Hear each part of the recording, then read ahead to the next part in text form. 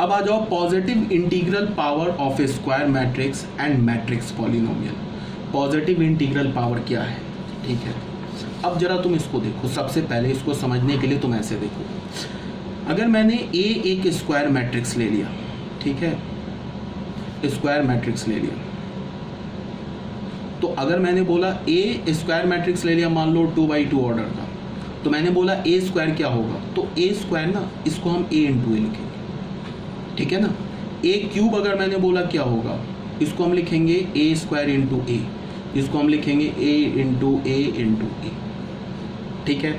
अगर मैं ये 2x2 ऑर्डर की जगह मैं बोलता कि ये n/n ऑर्डर है, तो भी वही बात हो जाती, a square is equal to a into a cube is equal to a square into a, that is a into ए।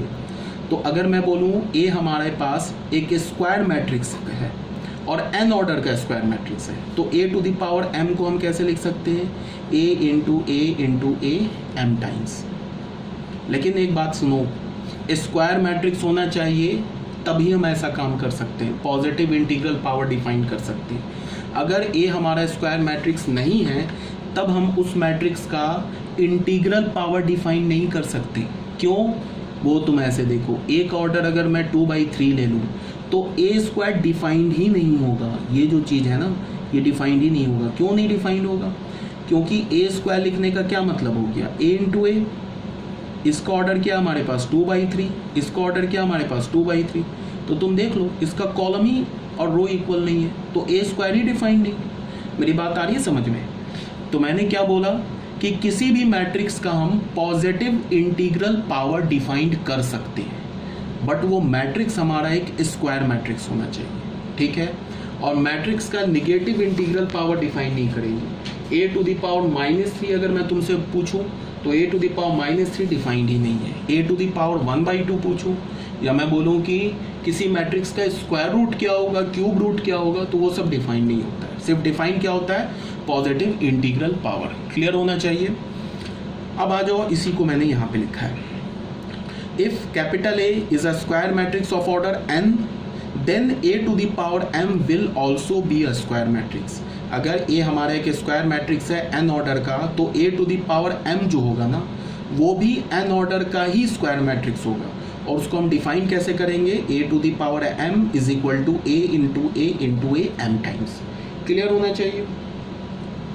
जैसे यहाँ पे हमने किया ना, यहाँ पे देखो, जैसे यहाँ पे हमने ए स्क्वायर लिया था ना, तो इस ए स्क्वायर जो आएगा इसको तुम मल्टीप्लाई करोगे। जैसे तुम एग्जांपल देख लो, एक एग्जांपल ये दिखा देता हूँ। जैसे तुम देखो, एक हमने ना लिया ए मैट्रिक्स, मान लो ले लिया 1 2 3 4, ये 2/2 ऑर्डर का है, तो इसका ए टू द पावर 2 भी डिफाइंड होगा, a to the power 3 4 5, a to the power 0 भी डिफाइंड होगा। ए टू द पावर 0 मैं बोलूँ तो इसका क्या मतलब होगा, ये एक आइडेंटिटी मैट्रिक्स होगा 2/2 ऑर्डर का। अगर हमारे पास एक ए मैट्रिक्स है जिसका ऑर्डर क्या हमारे पास n/n ऑर्डर है, ठीक है, तो अगर मैं बोलूँ ए टू द पावर 0 क्या होगा, तो एक आइडेंटिटी मैट्रिक्स हो जाएगा n/n ऑर्डर, ठीक है। अब अगर मैं बोलूँ ए स्क्वायर क्या होगा, तो ए स्क्वायर क्या होगा, यहाँ पे 1 2 3 4 और इसको मल्टीप्लाई कर देंगे 1 2 3 4। अब मल्टीप्लीकेशन तो ऑलरेडी मैं डिस्कस कर चुका हूँ। तो पहला रो लिया तो क्या हो जाएगा, ये 1 + 6 7 हो जाएगा, फर्स्ट रो सेकंड कॉलम। ये क्या हो जाएगा, 2 + 8 10 हो जाएगा। सेकंड रो फर्स्ट कॉलम 3 + 12, 3 + 12 क्या हो जाएगा, 15 हो गया। उसके बाद क्या होगा, 6 + 16 22 हो गया। तो ये भी तो ऑर्डर 2/2 ही आ गया ना। तो ये हमारा मैट्रिक्स क्या हो गया, ए स्क्वायर। क्लियर है ना। अगर ये ए मैट्रिक्स है तो ये वाला हमारा मैट्रिक्स क्या हो गया, ए स्क्वायर। यहाँ तक बात क्लियर है। ए क्यूब भी डिफाइन कर सकते हो। ए क्यूब अगर मैं बोलूँ तो क्या हो जाएगा, ये ए स्क्वायर इंटू ए स्क्वायर हमने ऑलरेडी डिफाइन कर रखा है, 7 10 15 एंड 22।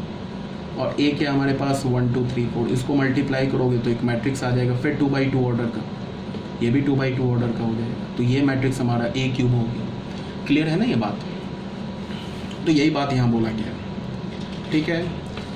तो अब आ जाओ सेकेंड पॉइंट पर। सेकेंड पॉइंट क्या बोल रहा है हमारे पास, सेकेंड पॉइंट में ये बोला है कि if A matrix A of order n is set to satisfy the polynomial equation f(x) = 0 if this.